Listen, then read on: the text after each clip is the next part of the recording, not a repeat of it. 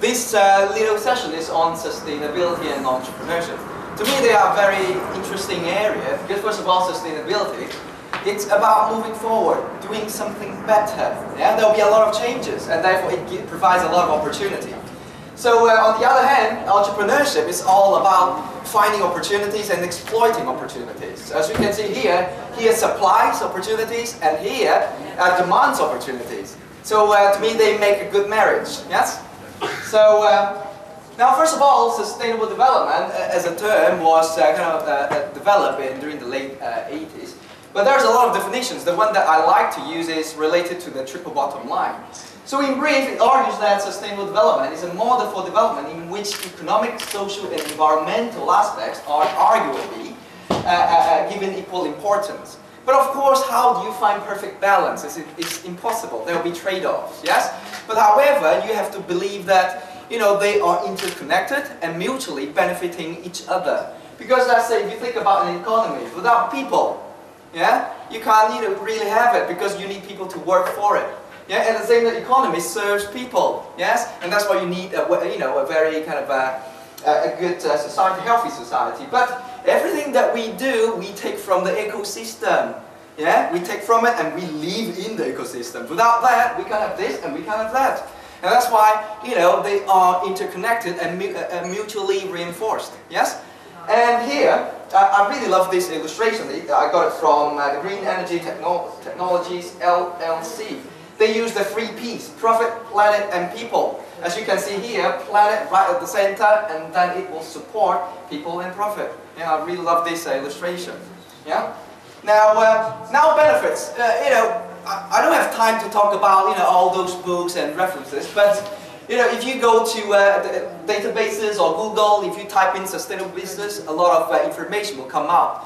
And but what I would like to highlight are previous findings. So in brief, that it was found that the sustainability is linked to benefits to the business and financial performance. So there is quite a lot of research. And one of my favorite books, I think, is by Hawkins, 1993.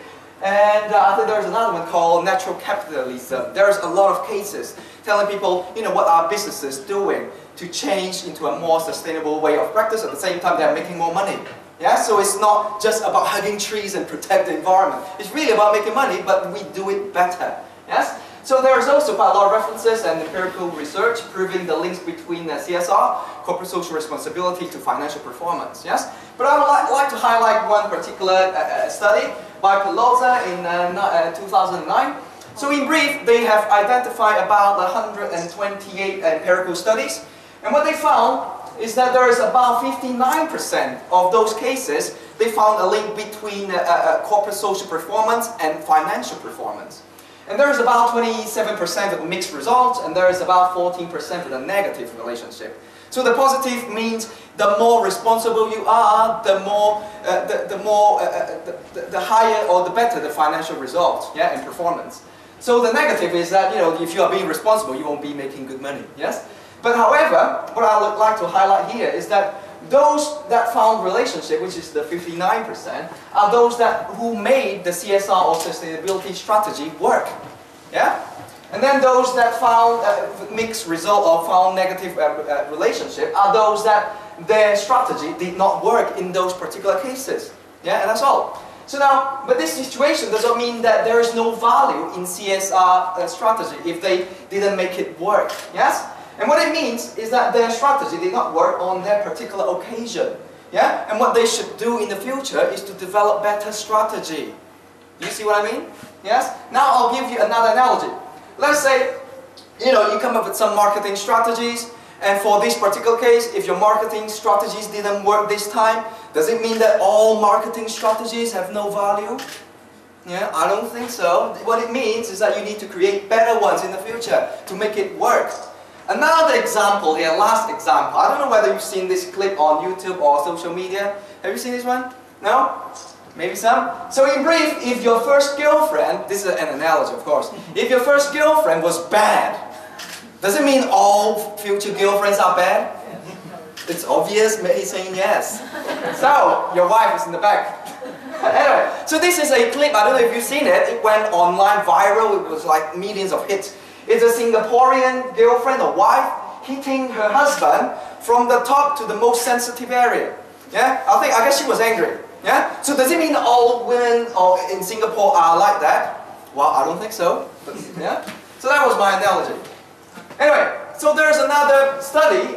What they found is that CEOs of the SP 500 firms in America with MBAs, they are more likely to incorporate environmental initiatives compared to CEOs without MBAs. Yes.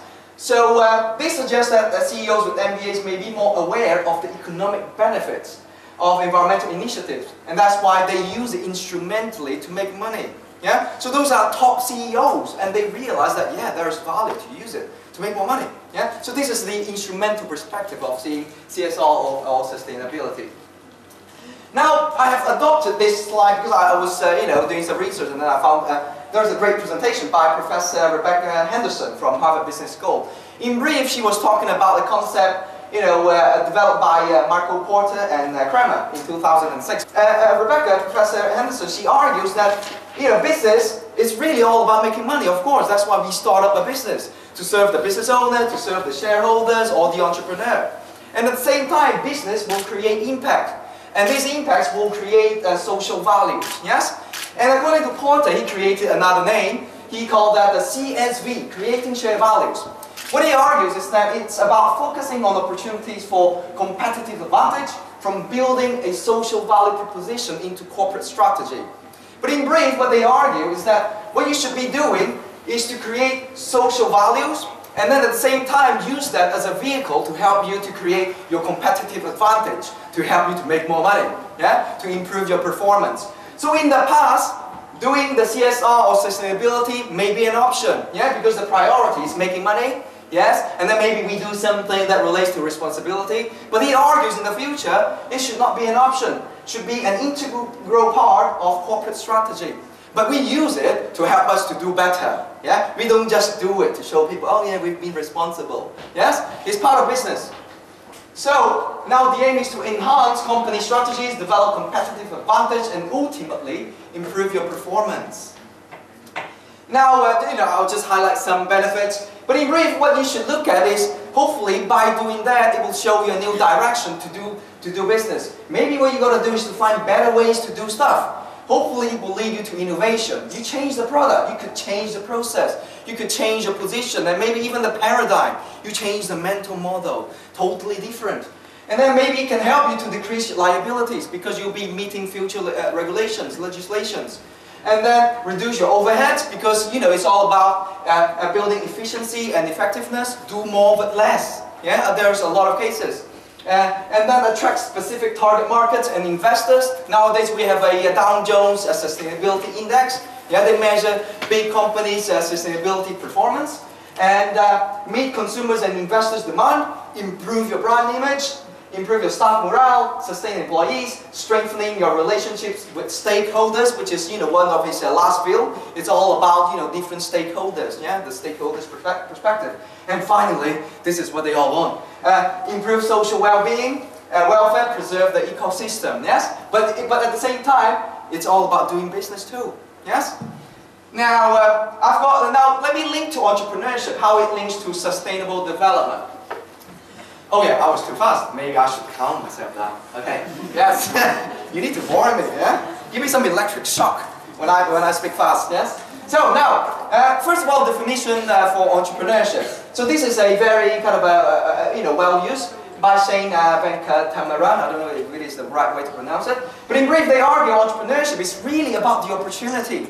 So it's about discovering, creation, evaluation, and exploitation of opportunities to create future goods and services. Because without opportunities, there is no entrepreneurship. Because it all starts from the opportunity. And now, the one for sustainable entrepreneurship is the above, plus that is consistent with the goals of sustainable development. Yes? And now the goals of sustainable development is to promote an instrumental view that the economic, social, and environmental bottom lines are interconnected and mutually reinforced.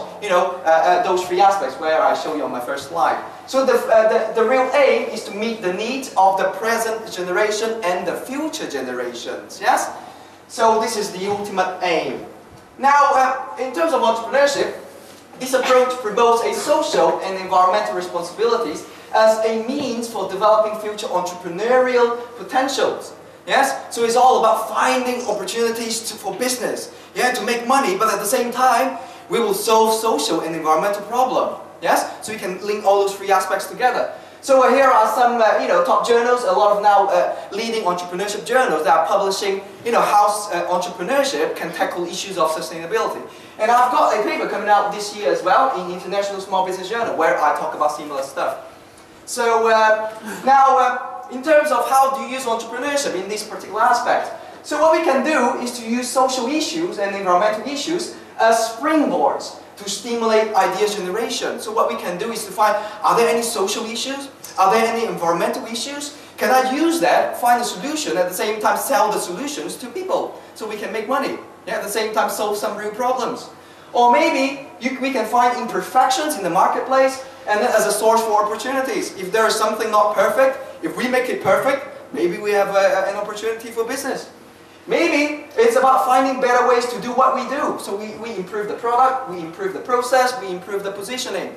Or maybe what we can do is to change the rules of the games by doing the above, disrupt the market, make the waves, and then we ride them. Yeah? So it's our game, yeah, the new generation.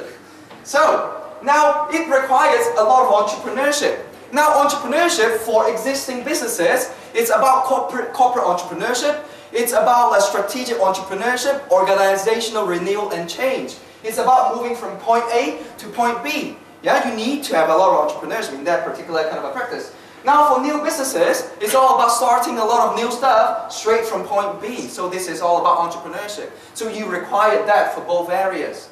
Yeah? Now, so some useful websites, I guess, the first one is World Business Council for Sustainable Development. And this is quite great, green.harvard.edu, and then greenbiz.com, greenbusiness.com, and futureofbusiness.com. They provide a lot of information about green business, about green technologies, opportunities, and hopefully, yes, take a picture. That's high tech. Yes, no one knows. Yeah, take pictures. Yes. So, but by the way, I'm filming this presentation, so I'll give it back to your university so we can share it. Yes, and I'll put it on YouTube. But you guys don't have YouTube here, right? So I'll find other ways to make it work. Yes. So anyway, so here are some useful websites to stimulate the thought. So I'll move on. I guess you can share that picture. Yes. Now, how far do we go? Now I get into my area, which is how do people think? Yes, how do we value SD and CSR? And it also links to some stuff that David talked about. So first of all, I am adapting another slide from Rebecca Henderson. What she argues is that there will be lots of opportunities in sustainable development to be exploited, lots of new markets, money to be made in all sectors. Yes, and the power of business can make a difference. However, this is not easy because what we do right now is very profitable. And sometimes when we try to make it more sustainable, it's not as profitable as what we do right now. And for this reason, there will be a transition period where we have to make this to become as profitable or even more profitable than what we do in the past. Yeah, it will take time and it's not easy. Yes? So, and then another model adapted from Rebecca Henderson, and then I'll link my own model into this model, yes? So she argues, there will be a kind of, here is performance, yes, and then here is time, yes? This is a life cycle. You start up something, yeah, and then there will be a time, it stagnates, and then you need to find the next best thing, and then hopefully you can make it go up again, yes? And then now she argues, there will be a transition period, yes? And then during this period, there will be a lot of stuff we have to try out, a lot of question marks. Doesn't mean that you try one thing and then you become a success. So therefore, there will be a lot of uncertainties. There will be a lot of failures and mistakes. There will be a lot of trial and error. You have to try things out, yes? And there will be a lot of learning, which is the key thing. And hopefully, development, it will lead you to the emergence of the new. Yeah? This is what we all want. But this is the reality. Yes? A lot of learning, a lot of trial and error. Now, and therefore it requires investment. This is what we need to know. Reality check. A lot of research and development. Hopefully we get some innovation, if we are lucky, of course, and then development of your competitive advantage, And then this is what we all want, the ultimate aim. It can lead us to a change strategy, strategic change, strategic renewal, and entrepreneurship. Yes? So this is the top, the highest. But there will be a journey we have to walk through. Yes? Now, this is a model I have developed, which will come out this year in Business Ethics and European Review. And what I argue, this is linked to the Fremen perspective he highlighted, which is the profit kind of a first mentality. So I argue this is the economic-driven mentality. The first level, when we talk about CSR, ethics, or sustainability, we say this is irrelevant because it's not about making money. Yes? And then the next level, we just do what is necessary. Yeah? If the law says that I have to do it, I'll do it. Yeah? If I don't have to do it, I'm not going to do it. If I can avoid cleverly, then I'll avoid doing it. Yes? So you just do what is necessary. And then here, type 3, well, if it can help me to make money, then I'll do it. If it doesn't, then it's an option. Then I can just skip it. And then the next phase is the sustainability-driven attitudes. And here I've got IST, is instrumental stakeholders theory. In brief, is a belief that I can do well by doing the right thing. Yes, and it is the integral part of doing business. Yes, so you won't stop until you find the solution. Yeah, it's not an option. It's something that you know in business. This is what I have to do. And then the last one is the normative stakeholders theory. You argue that, you know, I just got to do what's right. If I don't make money, doesn't matter. Yeah, because I did the right stuff. Yeah. So this is, you know, the another extreme. So now linking my kind of theory back to Rebecca's. So you know, I argue that the economic-driven mindsets will give up very easily during this transition period. Yeah, because it is an option. Yeah, maybe at the beginning you try one thing, didn't work, and then you try another, didn't work, and you wasted a lot of money, and then okay, doesn't work. Yeah, and therefore you give up, and then you just go back to the old ways of doing stuff. Yeah, so you give up easily. And now going back here, according to Professor Henderson, she said. So, you know, from her research, she argues that key success factors during this transition is a commitment to change the existing way of doing things. You got to have a vision for a sustainable business. And then you got to have hard-headed realism, because you got to know that it will take time and effort. And she said creativity, because you need to have different ideas. And I would add entrepreneurship in it. Yeah, because you can have creativity, you can generate ideas. But if you don't exploit your ideas, they are just ideas. They are nothing.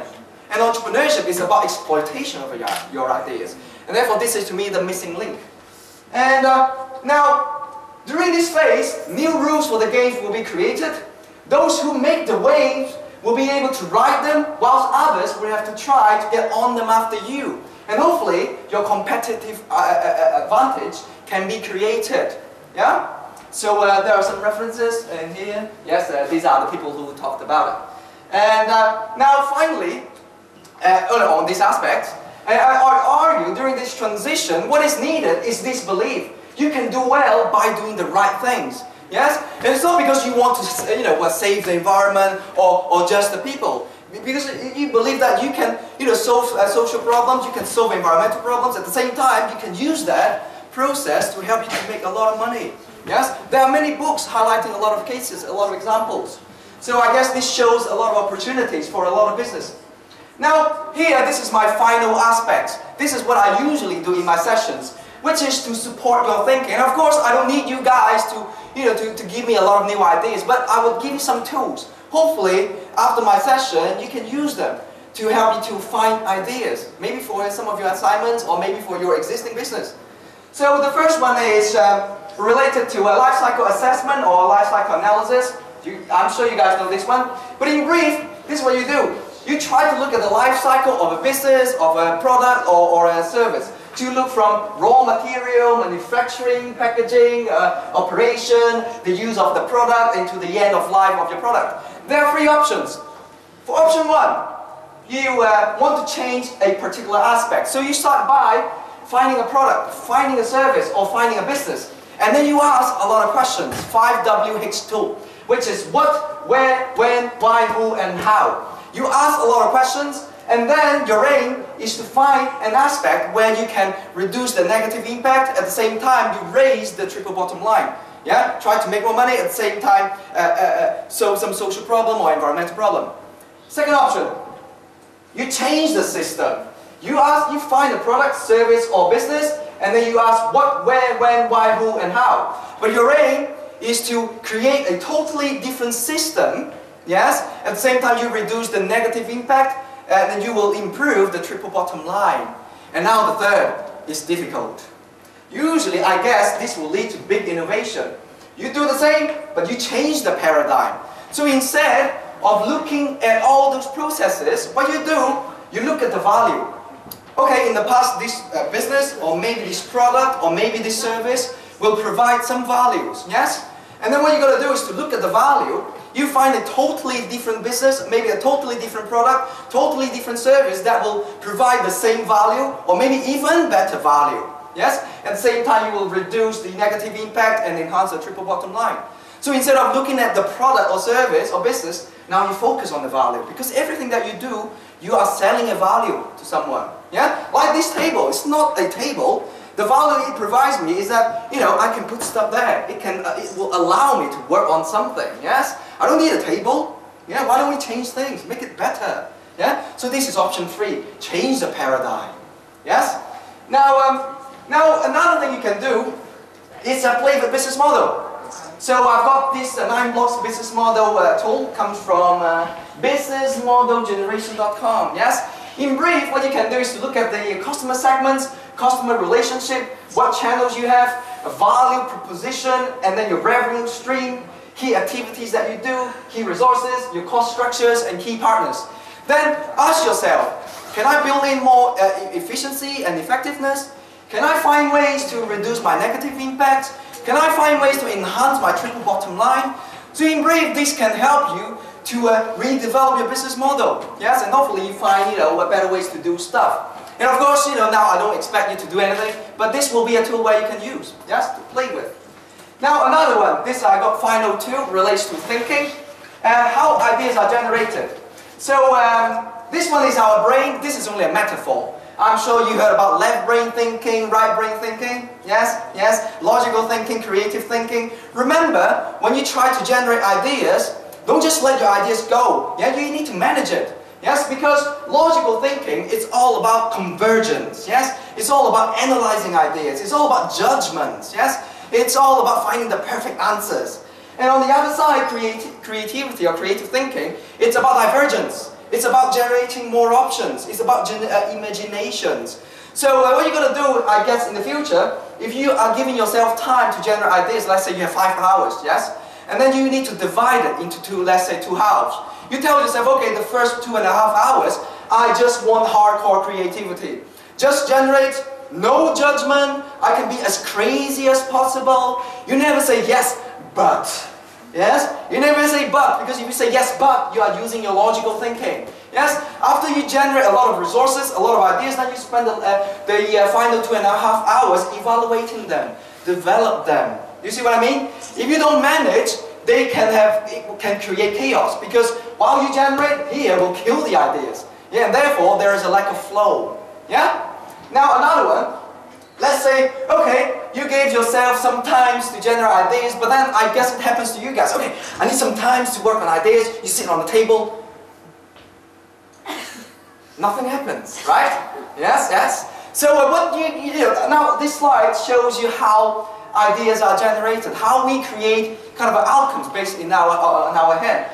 In brief, we as persons, we are connected to the world. So we have actions, we have experience, we have networks with people, yes, we try things out, we see stuff, and then we ask a lot of questions too. So we ask questions, for example, what is this? And then I would, usually I would use my internal network of information to find links, hopefully that will lead me to some outcomes and answers. And then I know, this is a famous bottle of water coming from this region, yes, from China, famous brand. And then, let's say, if you struggle to generate ideas, it's because you are trying to recycle all those existing information in your head. Because you can recycle for so much, maybe towards the end you get the same crap. Yes? So what you should do in the future, if you struggle to generate any ideas, you need to pump in fresher information. Read, look at stuff, talk to people, look around to see who you know, look at your network, to see what they know, see how you can use them. Yes? So it's all about pumping in a lot of new information, and our head is strong enough, our brain is strong enough to process all those informations. Hopefully that will lead you to some outcomes. For example, ideas, learning, perceptions, assumptions, decisions, knowledge, understanding, and evaluation. Yes, our brain is very powerful. This is a trick. Read new stuff, look at new stuff, pump in. Your brain, of course, give yourself time. Yes, your brain needs time to process all those information, and then hopefully it will lead you to some new ideas. However, if you still struggle, that means your processing method in your brain, it's not effective. And what you should do is to use some brain tools. Brain tools can hopefully help you to turn those new information and existing information into useful outcomes. Yes, and I have workshops to cover that, but this today is just too limited. I can't tell you all about those stuff. But do you see what I mean? Yes, it's not difficult. It's all about pumping in new stuff. Your brain will do the job for you. Easy. Yes, and of course it will take time as well. Now finally, this is only 2 more slides. Now how do we link it back to entrepreneurial opportunity? Remember, being an entrepreneur, you don't really need to have an invention and therefore you become successful. A lot of times, entrepreneurs are those people who uses existing resources, and then they put those existing resources into a new combination of resources. Yes, it could become their business. For example, me as an entrepreneur, I know nothing. Yes, but when I look at my networks, I know, oh, she is someone with a lot of money. She could be my investor. And oh, this guy is an accountant. He can do my account. And then I look around, oh, a recent, very successful MBA graduate, yeah, over there. Maybe this guy can help me to run and start up my business, yes? And then maybe, she, is a manufacturer, and then maybe I can use my products and he can help me produce my products. And then maybe I know another guy who is a scientist, and then recently he has invented something very new, yes? And then me as an entrepreneur, I'm just someone who put all those existing information into a new combination. If it is so new, then maybe I'll launch it. And then if it is an innovation, of course, I'll be making supernormal profit. We call it entrepreneurial rent. And then I will disrupt the market, yeah, create this equilibrium. And then later on, if it is that great, then people will start to learn from my new combination, and then it brings back equilibrium, yes? So hopefully, this is a new game that I created. It's my game, and then they are just catching up, yes? So in brief, this is a story about entrepreneurial opportunity. So you don't need to know everything. What you need to know is who you know. Yes, the network. Yes? So finally, remember this is my last slide. Okay, I've got one more slide. Yeah. So going back to this process, full of uncertainty, failure, mistakes, trial and error, but what is important is learning. Create a cycle, create a loop. It takes learning to go back past this transition phase. And then after you learn, maybe you develop something useful and then you create the new. But then after you create the new, you don't stop there because the world moves forward. If you stop there, even though today you're the best, the world moves forward, people will overtake you. It's like going backward, yes? Like this. So you got to always learn and always try to move forward. Now, this is my conclusion, yes? Am I spending too much time? Maybe I'm fast enough? Half an hour, just right. Okay, now last slide, yes. Conclusion. You can make money and create shared social values. It's not, something that you can't do. There's a lot of cases, a lot of businesses are doing it. Yes? And then I don't have the perfect answers. And remember, nobody has perfect answers. And then each of us will have our way to challenge the issues of sustainability. Yes, we will have our style. We will have our solutions because we are all unique. We will all have different internal network of information. We all make different interpretations of whatever we see. And we will create different stuff. And then each of us will have the ability to identify opportunities and exploit them. And this one, remember, perfect ideas and solutions, they don't exist. What matters is learning and development. And hopefully your vision is to create a more sustainable business. But it doesn't take like, today I want to be sustainable. It doesn't mean that tomorrow, boom, you are perfect sustainable. There is a journey. But at least you create a continuous process. Make it better. Step by step, you move forward. There is a belief, yes?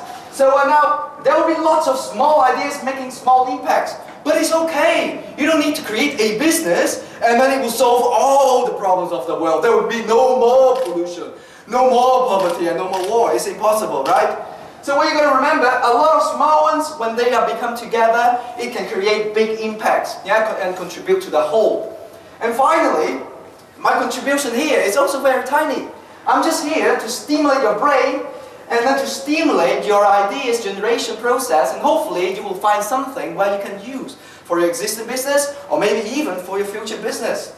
And thank you very much.